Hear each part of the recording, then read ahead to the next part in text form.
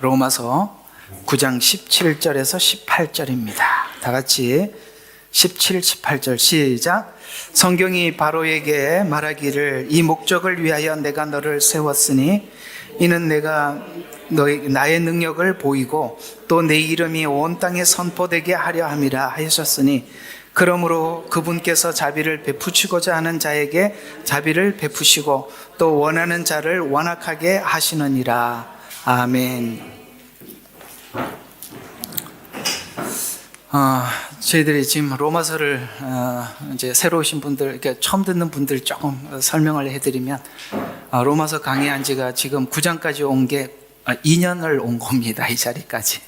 그러니까 쭉 강해 설교를 해왔기 때문에 이렇게 좀 들은 사람들은 이제 잘 따라오고, 또 갑자기 듣는 분들은 약간 좀 혼란스러울 수 있어서 좀 양해를 드리는 것입니다. 이제 오늘 9장까지 와서 이 9장이 사실은 굉장히 해석하기가 쉽지 않은 장입니다. 왜냐하면 이곳에 하나님의 주권을 설명하는 부분이기 때문에 그래요. 사실 이게 하나님의 주권과, 소리 조금만 줄이자. 하나님의 주권과 그 다음에 인간의 자유의지 사이에서 지금까지 신학적으로 오랜 시간 논쟁을 해왔습니다. 근데 그 해결이 지금 안 나서 지금 자유의지를 기반으로 한 신학, 그 다음에 하나님의 예정을 기반으로 한 신학. 아까 우리 민경호 간사님이 제가 신학교 학장이라서 설교가 조금 학문 같아서 조금 좀 다르니까 그냥 그렇게 들어주시면 좋겠습니다. 그러니까 지금까지 예정론을 기반으로 한 장로교회, 혹은 알미니안주의를 기반으로 한 침례교회, 혹은 이제 다른 성결교도 그렇게 같은 이런 문제들이 로마서 9장에서 사실 갈라지는 거거든요. 로마서 9장이 시원하게 뭔가가 해결이 안 되면 누구는 예정론을 붙잡게 되고 누구는 인간의 자유의지를 붙잡게 되죠. 그런 측면에서 오늘 이 이야기가 왜 등장하게 되었냐면은 로마서 8장까지 이제 한번 쭉 봅시다.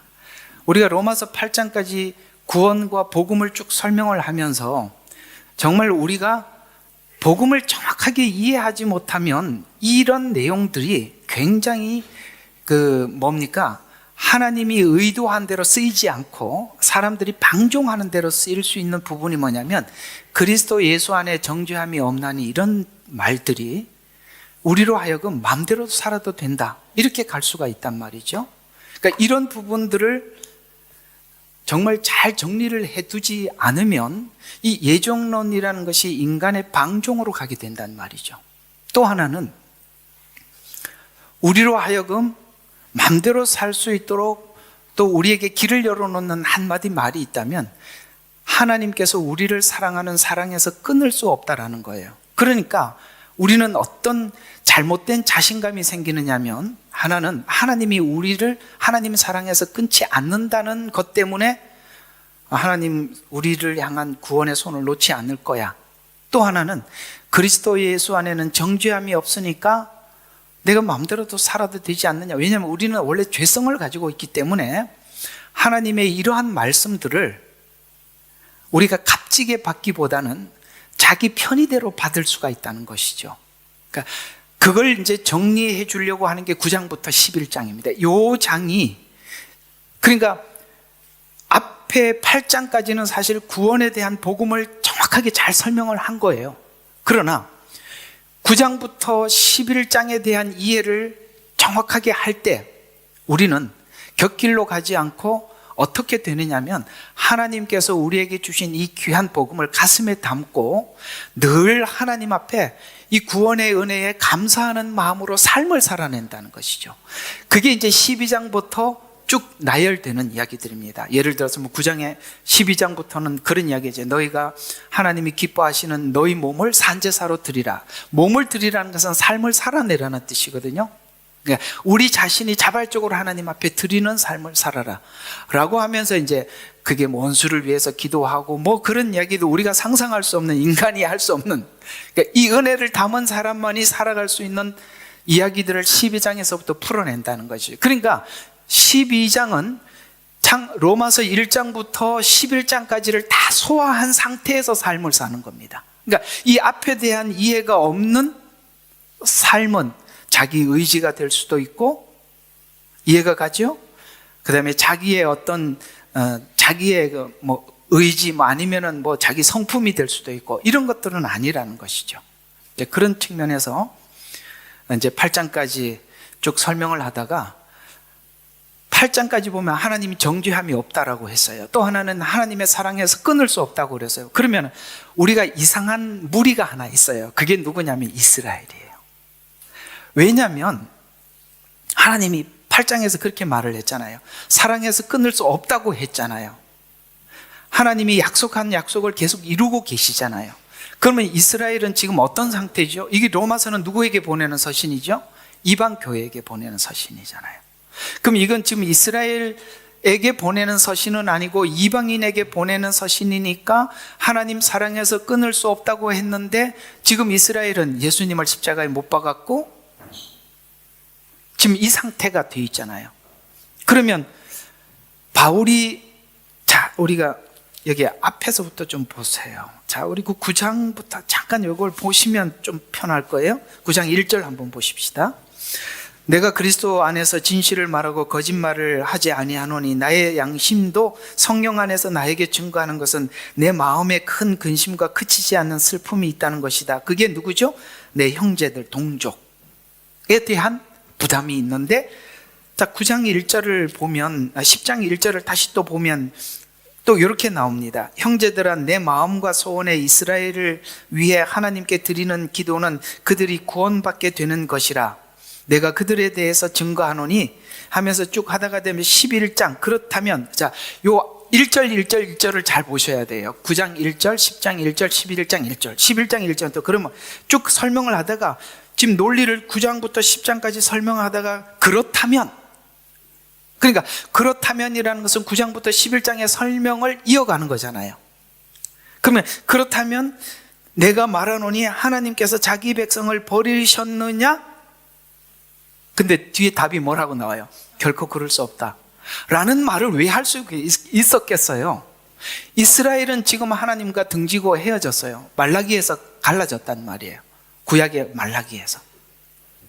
지금 예수님이 오셨는데 알아보지도 못하고 십자가에 못 박았어요. 그러면 우리가 생각할 때 만약에 이스라엘의 의지에 의해서 그들이 구원을 받거나 말거나 이렇게 됐더라면 이미 끝났는데, 하나님 편에서 끝이 났느냐가 중요하지 않겠어요? 그죠? 하나님 입장에서 끝이 났느냐? 쭉 논리적으로 설명을 하다가 뭐라고? 그렇다면 내가 말하노니 하나님께서 자기 백성을 버리셨느냐? 결코 그럴 수 없느니라고 하면서 뭐라고 이야기하면, 나도 이스라엘이고 아브라함의 씨에서 났고, 이 이야기를 왜 하느냐면 자기가 돌아온 게 너무 신비롭다는 거예요. 나도 이스라엘 사람인데 하나님께서 나를 찾아왔다는 거죠. 왜냐하면 바울은 기독교를 핍박하고 하나님을 믿는 사람들을 핍박하는 것이 하나님을 섬기는 거라고 생각했던 진심이었어요. 주님은 다메섹에서 바울을 만나 주셨고, 그가 자기가 돌아온 걸 보면서, 그래, 내 이스라엘 사람들 중에서도 나와 같이 하나님을 진심으로 섬기는 사람들 하나님께서 버리셨느냐? 결코 그럴 수 없느니라. 왜요? 아까 말했어요. 그리스도의 사랑에서 끊을 수 없는 하나님의 사랑이 내 동족을 찾아올 것이다. 그러면 이렇게 되는 거예요. 바울이 왜 이방 선교에 열심을 다했느냐 이거예요. 로마서 9장부터 11장까지 보면은 이스라엘이 돌아오게 되는 동기와 이유가 뭐냐면, 이방인들이 하나님 앞에 돌아와서 자발적으로 하나님을 섬기는 것을 바라보고 질투나게 하려 함이라고 했거든요. 그러니까 바울의 입장에서는 이방인들이 진짜 복음을 듣고 제대로 변화된 모습을 보면 이스라엘이 질투해서 돌아오게, 그러니까 결국은 바울 마음속에는 자기 동족에 대한 애착이 이방인에게 복음을 전해, 이렇게 되는 거예요. 놀랍죠? 예, 바로 이 부분. 그러니까 이게 지금 바울이 구약 성경 전체를 통한 하나님의 구원의 흐름을 소화해서 이 말을 전해주고 있는 겁니다. 이거는 쉽게 말해서 바울이 어느 날 하나님 앞에 계시를 받은 게 아니라, 이 바울은 너무나도 구약에 대해서 너무 잘 알고 있어요. 특별히 이 부분은 어디를 많이 인용한 거냐면 호세아서를 인용한 겁니다. 호세아서를 알면 이런 내용들을 소화할 수 있습니다. 자, 그래서 일단은 제가 오늘 이제 울타리는 아웃라인은 쳐놨으니까 오늘 이야기를 좀 빨리 가보겠습니다. 왜냐하면 길잖아, 그죠? 자, 그럼 우리 한번 봅시다. 오랫동안 우리는 예정과 자유의지 관계 신학적 논쟁이 있었다고 여러분들과 여러 번 이야기를 했습니다. 그러나 성경적으로 조명해서 정리할 수 있는 내용을 오늘 여기 9장, 10장, 11장에서 가지고 있어요. 지난주에는 하나님께서 예정하신 선택이 하나님의 전지하심, 그러니까 오늘 내가 누가 이렇게 유튜브를 오늘 아침에 좀 깜짝 놀라서 하나 본 게 하나 있는데, 너무 놀라운 설교를 하는데 이 분이 도대체 이게 정신이 있나 없나 싶을 정도예요. 어떤 이야기냐면은 아브라함이 이삭을 드린 걸 보고 하나님이 감동을 해서 아들을 보내주기로 결정을 했대. 그러면 하나님이 뭐예요? 우리를 보고 감동하시는 분이세요? 그때 계획한 거예요? 성경은 우리를 하나님이 창세 이전에 준비했다고 했어요. 이건 도대체 무슨 회개한 설교인지 모르겠어요. 그렇지 않습니다. 나는 이런 설교가 큰 정말 대형 교회에서 전해지고 있다는 게 너무너무 기가 막히는 거예요. 이거 뭐 하나님이 우리보다 못하신 분이세요? 그렇지 않습니다. 여러분, 하나님께서 우리를 예정하신 것은 우리의 자유의지가 어떻게 움직이는 것까지 하나님은 다 알고 계시는 하나님이세요. 하나님의 전지함을 우리 수준에서 보는 게 아니라 이 말입니다. 그래서 하나님께서 예정하신 선택이 하나님의 전지함에서 이루어졌고, 하나님께서 예정하신 자들은 하나님의 그 전지하심은 하나님의 전능성, 전지전능에 대해서 여러 번 좀 설명을 했어요. 그래서 능력이 결국 우리가 오늘 욥을 보면 결국은 하나님께서 하나님의 완전한 사람으로 만들어내시잖아요. 이게 하나님의 전지전능이 그대로 담겨 있는 것입니다. 하나님은 욥을 선택을 하셔서 욥을 결국은 하나님이 기뻐하는 사람으로 만들고, 아브라함을 선택해서 뭡니까? 하나님의 믿음의 사람으로 만들고, 야곱을 통해서 하나님의 영광을 드러내는 사람 만들어내는, 그러니까 쉽게 말해서 하나님의 전지는 하나님의 전능과 함께 아시고 만들어내시는 이 두 가지가 같이, 그 속에서 하나님의 우리 모두를 예정하셨다라고 성경은 그렇게 오늘 9장부터 11장은 우리에게 소개하고 싶은 거예요. 그래서 결국 하나님께 영광을 돌리는 인생을 살도록 만들어내시더라. 그게 열매들라는 것이죠. 또 반대로 오늘 여기 이제 국류를 입고 있는 고센 땅에 있는, 지금 이제 여기 누구를 소개하고 있죠? 바로를 소개하고 있잖아요. 그러니까 이 고센 땅에 있는 이스라엘과 대조되는 애굽의 바로를 하나님께서 등장시켜서 모세를 통해 증거되는 하나님의 기적과 부르심, 그리고 10가지 재앙이라는 심판을 경험하면서도 자유의지 안에서, 이해가 가요? 바로가 자기 자유의지 안에서 거부했던 바로를 중심으로 오늘은 우리가 왜 하나님께서 이 바로와 같이 하나님이 예정할 수 없는, 우리는 한번 우리 자신을 비춰볼 필요가 있는 거예요. 오늘 이 바로 이야기를 통해서. 그래서 하나님을 거부한 자들의 특징을 우리가 한번 살펴보려고 하는 것입니다. 오늘 여기 본문에 금방 읽었던 이 내용이 이렇게 성경은 소개하고 있는데, 쭉 설명을 하다가 이제 진흙 한 덩이 이야기는 다음 주에 나오지만, 자, 이렇게 금방 읽었던 데가 17절 한번 보십시다. 자, 성경이 바로에게 말하기를 이 목적을 위하여 내가 너를 세웠나니 이는 내가 너에게 나의 능력을 보이고 내 이름이 온 땅에 선포되게 하려 함이라. 이렇게 말씀을 하면서 지금 이 바로를 등장시킨 이유는 놀랍게도 우리는 하나님께 이렇게 선택받지 못한 사람들의 예를, 여러분 성경에 많은 사람들이 나오잖아요. 하만도 있고 아합도 있고 가룟 유다도 있고 많은 사람들이 있지만 성경은 특정한 인물 중에서 바로를 등장을 시키고 있다는 것에 유의하셔야 되는 겁니다.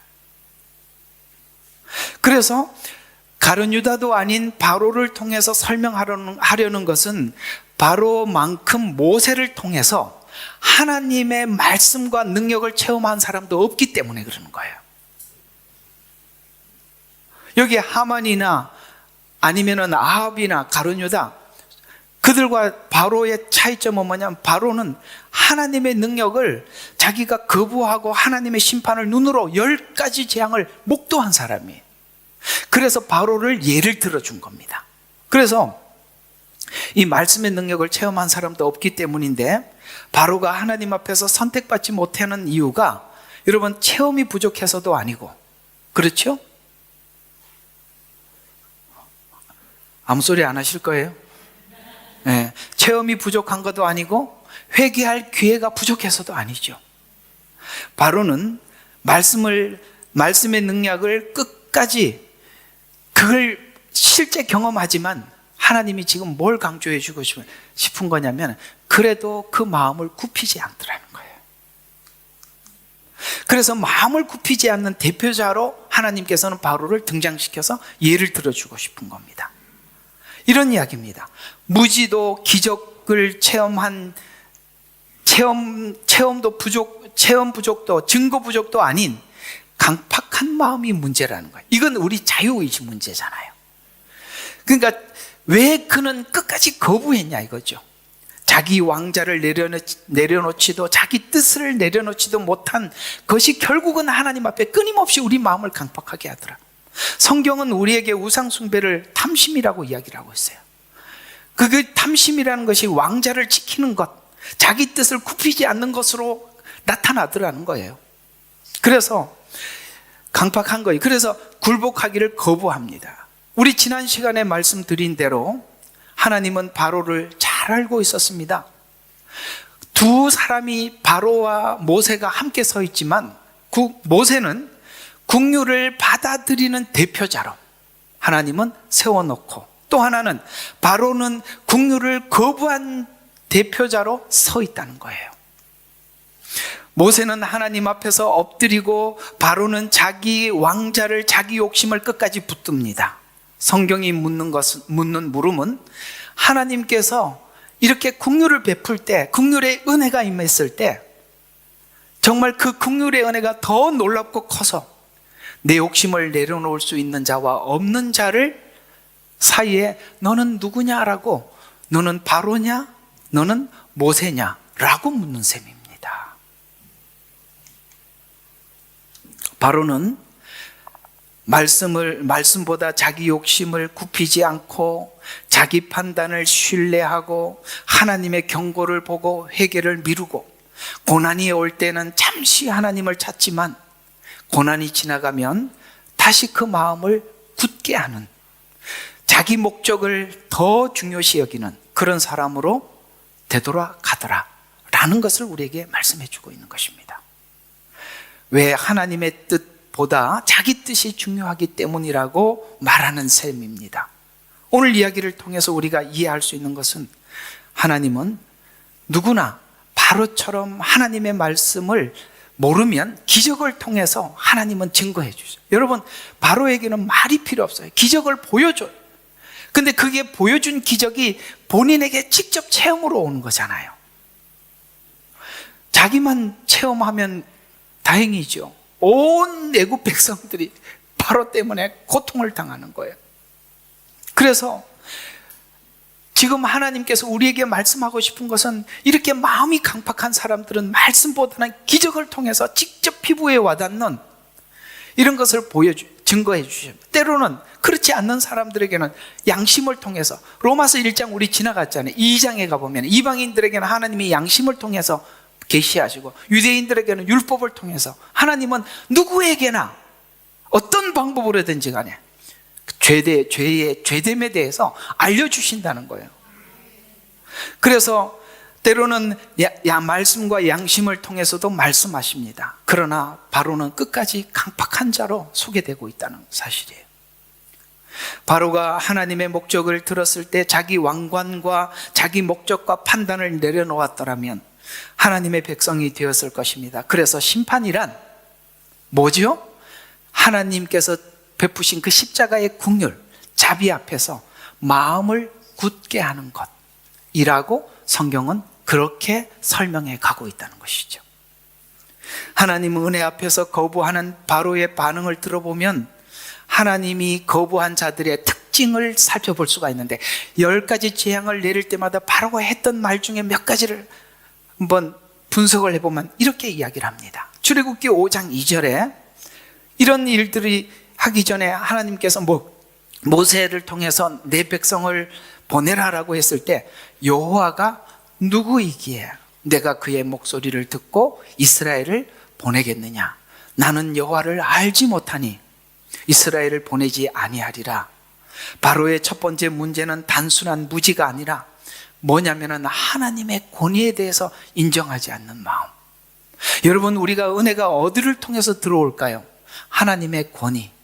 하나님은 창조주시고 우리는 그 피조물이라는 사실, 하나님은 우리를 사랑하시되 아들을 죽기까지 사랑한다는 이 사실, 이런 모든 것이 하나님 앞에 우리 마음 전체를 열게 만드는 것이죠.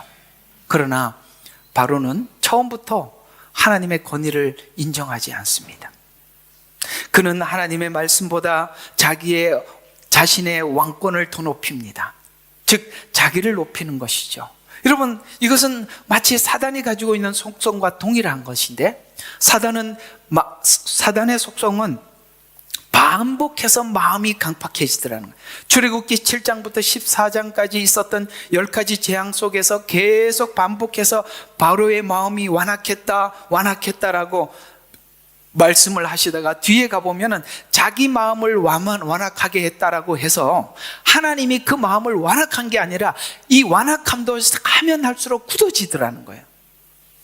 죄도 죄를 지으면 지을수록 감각을 잃어버리듯이 하나님의 말씀에 처음에는 부드럽게 마음의 문이 열렸을 때는 무슨 말씀이든지 받다가 그것이 한 번, 두 번, 세 번 나도 모르게 굳어져 가더라는 것입니다. 여호와께서 바로의 마음을 완악하게 하셨다는 말이 계속 성경은 반복되는데, 처음에는 바로가 거부하지만 이후에 완악함을 하나님이 심판 가운데 내버려 두었다는 거예요. 여러분, 이거 처음부터 우리가 로마서 처음 하면서 배웠죠. 하나님께서 상실한 마음대로 내어버려 두사, 그걸 그대로 이 바로에게 똑같은 이야기를 쓰고 있는 거예요. 내어버려 두사. 그래서 여러분, 우리가 하나님 앞에 돌봄을 받지 못하고 하나님 앞에 버림받은 증거가 뭐냐면, 우리가 무슨 죄를 져도 하나님께서 말씀으로도 양심으로도 어떤 하나님의 마음으로도 우리에게 그게 점점 악이 굳어져 가는 거예요. 그래서 여호와께서 바로의 마음을 완악하게 하셨다는 말이 반복되는데, 처음에는 바로가 거부했지만 이후에는 완악함을 하나님 심판 가운데 두심으로 마음이 더더욱 하나님을 거부하는 것을 굳어져 가고 굳어지게 두더라라고 말씀을 하고 있는 것입니다. 이는 죄 없는 사람을 억지로 악하게 만들었다는 뜻이 아니라 증명된 하나님의 역사 앞에 인간의 마음이 굳어져감을 말해주고 있습니다. 이는 바로뿐 아니라 구약 이스라엘 백성들 가운데서도 그들의 감각이 무뎌져서 가나안 땅에 들어가서 우상을 섬기면서도 점점 잊어버리게 되었고, 북이스라엘은 이제 베델에서 우상 숭배를 하고, 그렇게 우상 숭배를 하는 그 시간이 길어지자 후대를 넘어가면서 그 감각을 잃어버리게 되듯이, 우리는 하나님 앞에 여러 번 매일매일 살아가면서 기로에 서 있는 것입니다. 하나님이 기뻐하는 길과 하나님이 원치 않는 길 속에서 우리가 끊임없이 내 욕심을 따라 바로와 같이 마음을 강팍하게 한다면 우리는 세월을 거듭하면 거듭할수록 우리는 나도 모르게 변질되어 갈 수 있다는 것이죠. 그러나 하나님 앞에 진정성을 가진 자들은 그 마음에 큰 울림이 있게 될 것입니다. 출애굽기 9장 27절에는 이번에는 내가 범죄하였노라 라고 이상하게 자백을 해요. 회개하는 것 같은 언어를 쓰고 있어요. 나는 내가 범죄하였노라, 여호와는 의로우시고 나와 내 백성은 악하도다 라고 이런 말들을 참 이거 웬일인지 하고 있어요. 그러나 이는 회개처럼 보이지만 그가 받는 재앙 때문에 잠시 일시적으로 죄를 인정하는 것 같지만 그 재앙이 지나가면 다시 굳어지더라는 것이죠. 아까 그 말을 왜 했는지 아시겠죠? 그 위기를 모면하자는 거예요. 그러나 우리가 우리 자신이나 우리 주변에 있는 사람들을 봐서도 알듯이 우리가 이 위기를 넘어가면 그가 회복되느냐? 아니더라는 것이죠. 그래서 그 위기만 넘어가면 다시 굳어집니다. 환경 때문에 하는 회개, 그는 후회와 같은 회개죠. 하지만 이걸 보고 이제 성경은 피상적인 회개라 이렇게 이야기를 합니다. 돌이키는 회개는 아니라는 것입니다. 이와 같이 하나님께 돌아가지 않는 사람은 자기를 위해서 회개할 뿐 하나님께 그 진정성 있는 회개는 하지 않더라는 것이죠. 그 하나님의 은혜 앞에 진정한 회개는 하지 않더라. 출애굽기 10장 16절과 17절에는 바로가 모세와 아론을 급히 불러 말하기를 내가 주 너희 하나님과 너희에 대하여 죄를 지었도다. 그러므로 이제 부탁하노니 나의 죄를 이번만 용서하고 주 너희 하나님께 간구하여 이렇게 말합니다. 그분께서 이 죽음만은 내게서 제거해 주시도록 하라. 바로가 말하는 하나님은 자기 하나님이 아니라 아까 뭐라고 얘기했죠? 너의 하나님. 예. 네 하나님이지 내 하나님이 아닌 거죠. 간증을 들어도 그건 당신 하나님이지. 이해가 가요? 바로는 자기가 생각하고 있는 신관이 있고 세계관이 있어요. 거기에 대해서 한 번도 놓을 마음이 없어요. 나는 본인이 신이라고 생각하기 때문에 하나님이 신이라는 것은 창조주라는 것을 받아들일 수가 없는 것입니다. 사실 우리가 신앙생활하면서 우리 신앙에 말씀이 들어오지 않는 이유가 하나가 뭘까요? 내가 생각하고 있는 틀입니다. 이게 강하면 하나님께서 그 속에 내가 용납하는 부분만 말씀을 받아들이고 나머지는 거부하게 되듯이 바로는 하나님의 역사를 보고 하나님의 말씀을 듣고 있지만 그 부분을 열어놓지 못하는 것입니다. 그래서 너희 하나님이라. 그래서 바로가 원하는 것은 하나님 자신이 아니라 재앙이 끝나는 것뿐입니다. 문제가 해결되자 이전으로 다시 돌아가죠.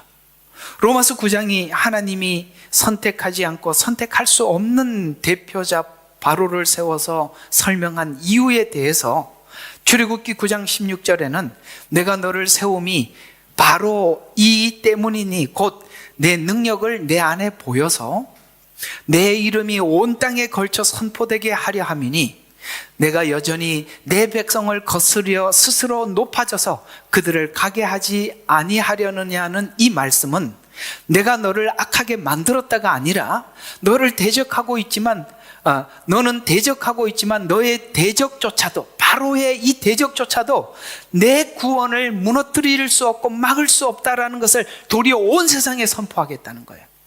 왜요? 계속 거부를 하니까 재앙이 점점 강해져 가요. 그러니까 이 재앙으로 인해서 점점 더 퍼져나가요. 그래서 여러분 나중에 이 이스라엘 백성들이 가나안 땅에 들어가기 전에 라합을 만나게 됩니다. 열정탐꾼이. 그죠? 12정탐꾼이 갑자기 두 사람 어디 갔어요?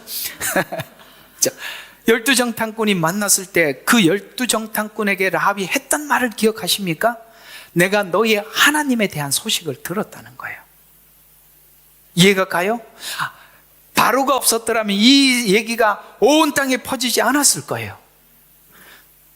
놀랍게도 창세기 끝은 요셉이 한 이야기로 마무리를 하는데, 하나님은 악을 선으로 바꾸사 이런 말씀을 하십니다.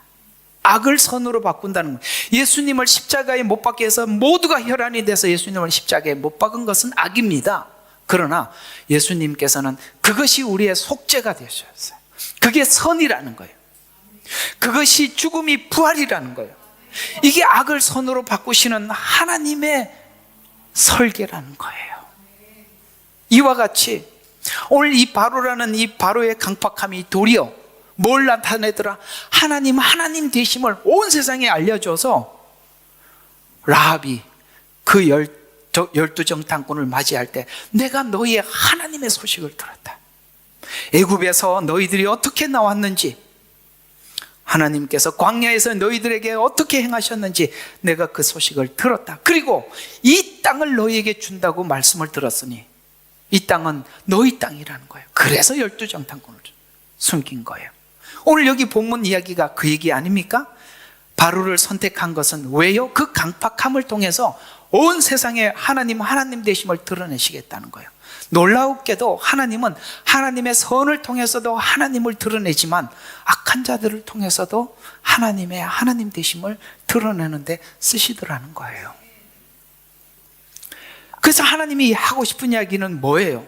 여러분에게 찾아오는 수많은 여러분들이 이해할 수 없는 악한 어떤 환경들도 하나님 되심을 드러내기 위해서 사용하고 있다면, 로마서가 말하는 그 이상한 이야기 있잖아요.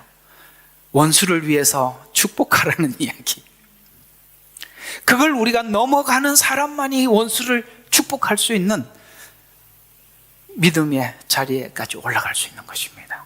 우리는 세상 사람들이 살아가는 그냥 작용과 반작용의 법칙으로 살아가는 것이 아니라 하나님의 일하심과 하나님의 그 전지전능하신 하나님의 섭리를 믿는 믿음 안에서 산다면, 너에게 찾아오는 악도 선도 다 너의 유익을 위해서, 더 나아가서 하나님 되심을 증거하기 위한 것이라면, 우리는 성경이 말하는 대로 너희가 모든 것을 감사함으로 받으면 버릴 것이 없나니라는 말씀이 이해가 되는 것입니다.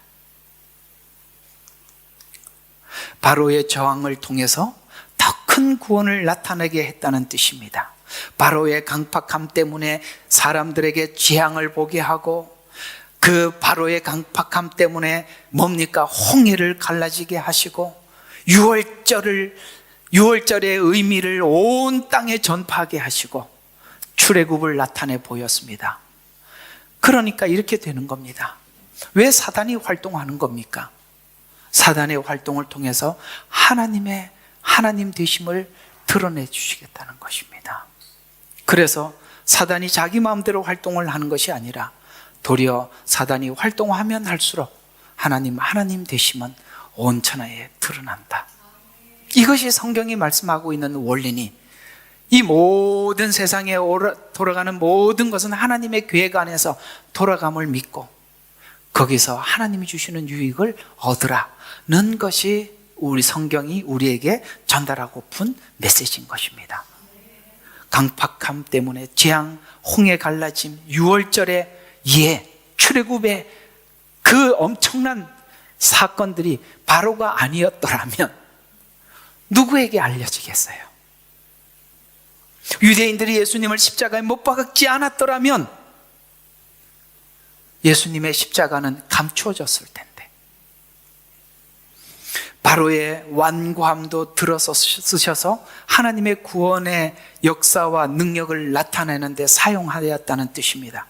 인간의 계획으로는 절대 하나님의 뜻을 거부할 수 없다라는 증언자로 오늘 바로를 세우셨다라고 말씀하고 있습니다. 이 내용으로 로마서 9장은 더 깊은 메시지를 들려주는데, 모세와 바로를 세워 인간의 본성의 본으로, 바로는 인간의 본성의 본을 보여준 거예요.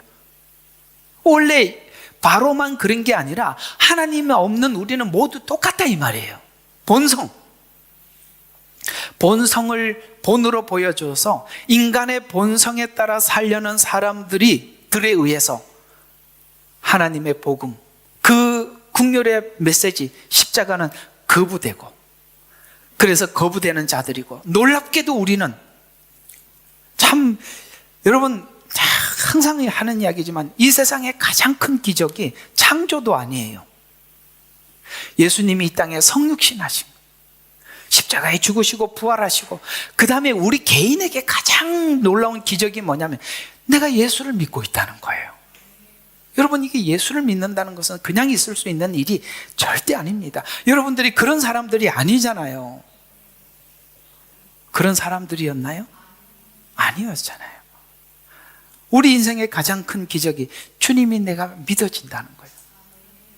그래서 인간의 본성을 따라 살려고 하는 사람들에 의해서 거부되는 자들, 그렇게 그걸 우리가 이상하게 나도 모르게 우리는 본성에 따라 사는 사람들인데 그걸 내가 거부하고 예수님을 나의 구주로 받아들여서 내 본성을 거부하고 하나님의 뜻을 따라 살기 위해서 우리 오늘도 내일도 몸부림치고 살아가고 있다는 현실, 그 자체가 우리에게 가장 놀라운 기적들 아니겠습니까?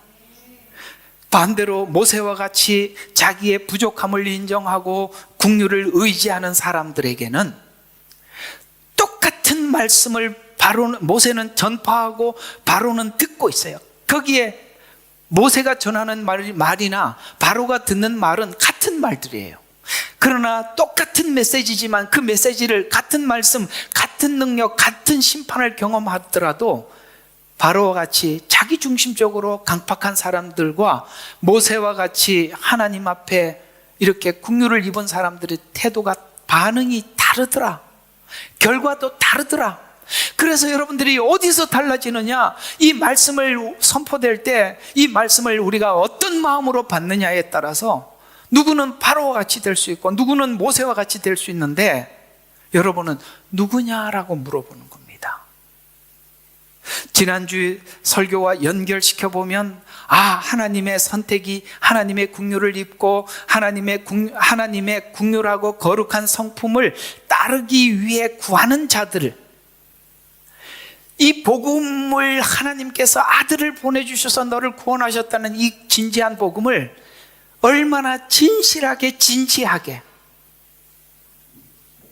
신앙의 적은 내 거짓됨이란 말이에요. 내 안에 거짓됨이 가장 신앙의 큰 적이란 말이에요. 모세의 마음은 진심이었고 바로의 마음도 진심이었어요. 그러니까 바울의 마음도 진심이었어요. 이해가 갑니까?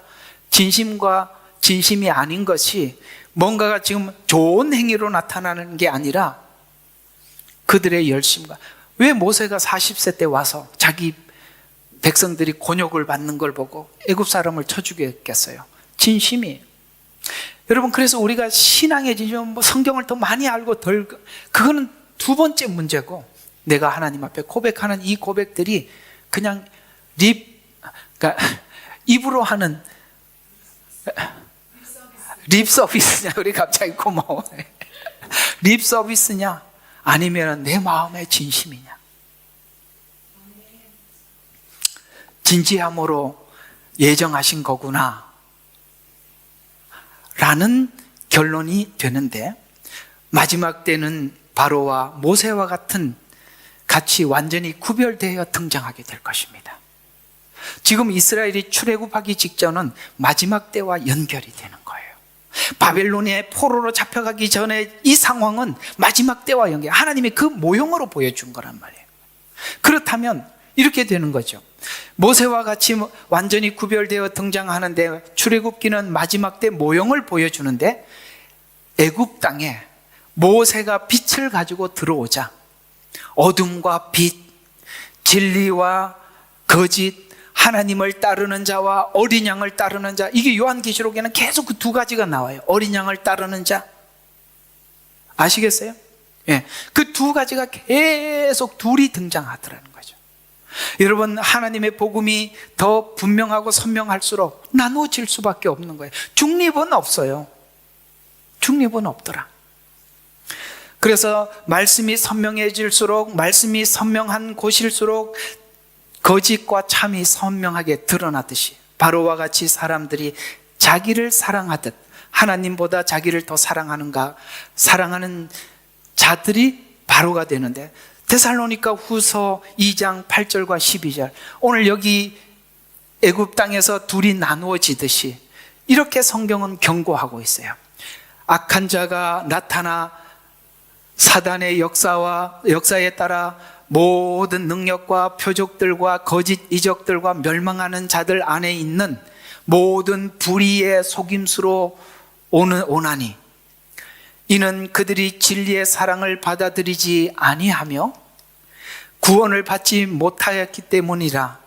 이로 인하여 하나님께서 그들에게 강력한 미혹을 보내시어 거짓말을, 참 놀랍습니다, 믿게 하심은 진리를 믿지 않고 불의를 좋아하는 자들로 심판을 받는 근거를 마련하기 위함이라는 거예요. 여러분 있잖아요, 우리가 외형적으로 뭘 하더라도 우리 마음의 진심을 하나님이 갈라내는 데는 주님은 타작마당을 매우 정하게 하셔서 정말 뭐예요? 알곡은 걷어서 곳간에 들이고 죽정이는 꺼지지 않는 불에 던지는 이 일을 세밀하게 하신다는 거예요. 택하지 않는 자들의 특징은 바로와 같이 함께 잘 설명한 것입니다. 이는 은혜를 거부하는 행위들입니다. 이어서 데살로니가 후서 2장 13절과 14절에 이어서 이렇게 말합니다. 그러나 주께 사랑받는 형제들아, 우리 보고 하는 이야기입니다. 사랑받는 형제들아, 우리가 너희에 대하여 하나님께 항상 감사를 드림이 마땅함은 하나님께서 처음부터 너희를 택하시어 성령의 거룩해 하심과 진리를 믿음으로 구원하시게 하심이니, 이를 위하여 하나님께서 우리가 전한 복음으로 너희를 부르시어 우리 주 예수 그리스도의 영광을 얻게 하셨느니라. 8절부터 12절은 앞에는 거부한 자들에 대한 이야기. 거부한 자들은 그것을, 거짓 영을 보내주는데 이상하게 그걸 믿게 하죠. 참 요즘 너무 혼란스러워요. 누가 봐도 성경 아닌 성경을 설명하고 있는데도 믿고 아멘 하는 사람이 있는가 하면, 정말 이게 복음과 하나님의 뜻과 하나님의 의도를, 의중을 분명히 아는 사람들은 거부하고 나와야 돼. 거기 있는 사람들, 도대체 왜 저게 복음이라고 듣고 있지? 라는 자들이 있는가 하면, 오늘 여기 그러나 사랑하는 형제들아 라고 부탁한 두 부류가 나눠지더라는 거예요. 그러니까 8절부터 12절은 거부한 자들에 대한 충고고, 13절과 14절은 선택받은 자들이 나누어져 말세에 완전히 나누어질 것이다 라고 오늘 이 바울은 우리에게 말씀하고 있는 것입니다. 마지막 때를 살아가는 성도들에게 부탁하는 데살로니가 후서 2장 15절과 16절입니다. 그러므로 형제들아 굳게 서서 말로나 우리의 편지로나 너희가 배운 바는 뭐죠? 사도들에게 전한 복음, 이걸 이야기하는 겁니다. 여러분, 이들이 누구에게 배웠겠어요? 바울에게 배웠던 이 진짜 순수하고 진지한 복음, 그 전통을 지키라. 제가 어제 토요 기도회 하면서 느헤미야를 잠깐 여러분들에게 말씀을 드렸습니다. 거기에 굉장히 중요한 메시지가 나와요. 8장, 9장, 10장에 보면 이스라엘 백성들이 돌아와서 느헤미야를 중심으로 성전을 건축합니다. 그리고 난 뒤에 에스라가 나무 강단을 앞에다 두고 성경책을 펴니, 근데 그 책을 펼 때 뭐라고 성경은 놀라운 이야기를 합니다. 그 책을 펴니. 그럼 그 책 아니었어요? 그 책이라는 말은 바로 이스라엘 백성들이 돌아와서 뭘 회개하기 시작하냐면 자기 조상들의 죄를 회개하는데, 여러분 이게 착각하고 오해하지 마세요. 무슨 이야기냐면, 너무나도 긴 시간 오면서 이 율법이, 복음이 해석이 왜곡됐다는 걸 찾아낸 거예요. 이해가 가요? 너무나도 신학이라는 이름으로 많이 바뀌어버렸다는 거예요. 그래서 그들이 포로로 잡혀가기 전에 거짓 선지자들의 외침을 진짜로 듣고 속았던 거예요. 근데 거짓 선지자들이 말한 대로 그들이 여기 안전하게 거한 게 아니라 70년 포로 생활을 하고 돌아왔잖아요. 그래서 도대체 이거 그때 우리가 들었던 이 메시지는 뭐야? 라고 그들은 70년간 온갖 고민을 다 했어요. 그래서 이제 그 책을 펴고 그 율법을 낭독하면서 그 말씀을 전해주었더니 아멘 아멘 하고 울며 드디어 그들이 찾아냈는데 놀라운 걸 찾아냅니다. 뭘 찾아냈는지 아세요? 장막절을 찾아냅니다. 장막절이 뭐죠? 애굽에서 나온 증거가 장막에 텐트를 치고 산 거 아니겠어요? 하나님 앞에 구원받았던 그 감격을 다시 찾아낸 겁니다. 또 하나 찾아낸 게 뭐냐? 장막절은 절기로 보면 천년왕국이에요. 자기들이 가야 될 본향이 어딘지 찾아낸 겁니다. 내가 이 땅에 나그네라는 걸 잊어버린 거예요. 우리의 신앙의 회복은 내가 처음 주님을 만났을 때 어떤 주님을 만났고 그 마음을 다시 유지하고 그걸 지켜내는 것이다 라고 그들이 찾아내고 울며 하나님 앞에 그 말씀을 들었더니 울지 마라. 오늘은 여호와의 성일이니 여호와를 기뻐하는 것이 너희의 힘이니라. 여호와를 기뻐하는 게 뭐겠어요? 우리가 초심으로 돌아가는 거예요. 그 복음을 다시 찾아내는 거예요. 그게 우리에게 기쁨이라는 거예요. 이게 느헤미야 때 회복입니다. 전통을 지키라. 무슨 뜻인지 아시겠습니까? 사도들이 전한 복음이 맞냐? 라고 묻는 것입니다. 그러면 이게 만약에 떠나가면 나도 모르게 거짓 교훈을 받아들이게 되고 거짓 기적, 그 다음에 거짓, 그래서 여기 갈라디아서 보면 다른 복음이 있어요. 다른 영이 있어요. 그런 것처럼 이 전통적인 사도들이 전한 복음, 이제 우리 주 예수 그리스도와 우리를 사랑하시고 은혜 가운데 영원한 위로와 선한 소망을 주신 하나님, 곧 우리 하나님께서 너희 마음을 위로하시고 모든 선한 말과 너희를 위해 견고케 해주시기를 바라노라 라고 바울이 기도하고 있습니다. 여러분, 어둠이 지날수록 빛은 뚜렷이 빛나게 될 것이고, 오늘 모세가 빛을 가지고 이 땅에 애굽 땅에 들어갔더니 고센 땅과 애굽 땅에 있던 사람들이 나누어지게 되고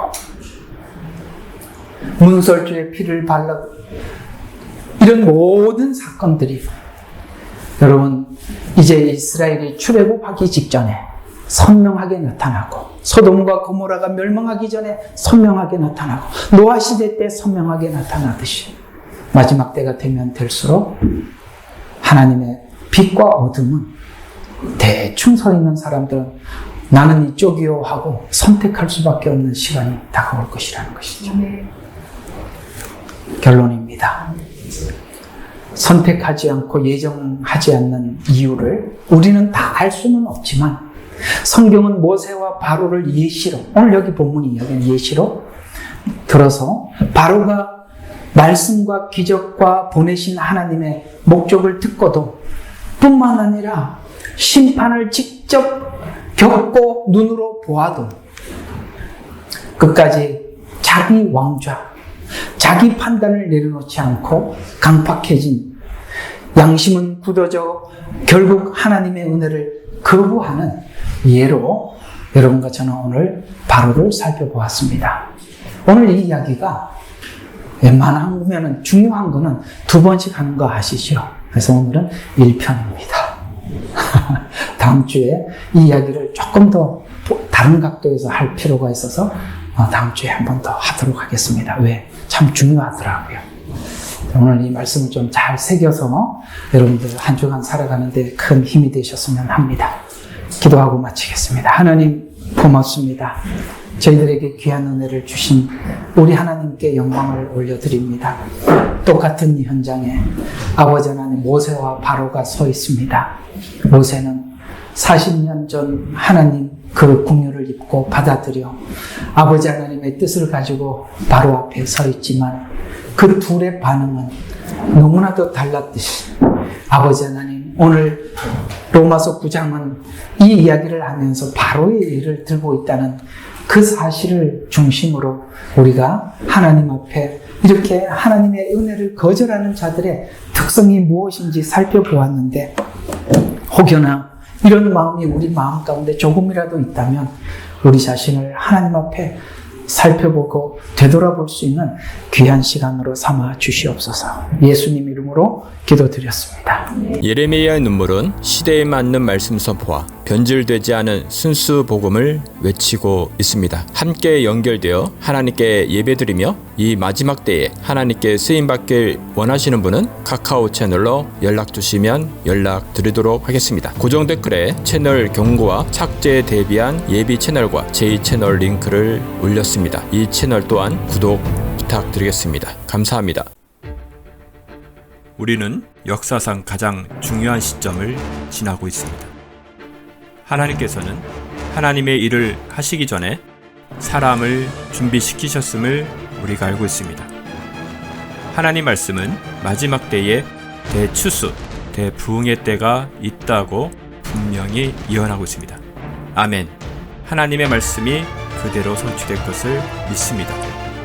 예레미야 눈물은 잠자는 교회와 영혼을 깨우기 위해 노력하고 있습니다. 이 가슴 뛰는 일에 함께 하길 원하시는 분은 카카오 채널로 연락 주시기 바랍니다. 당신은 위대한 하나님의 사람입니다.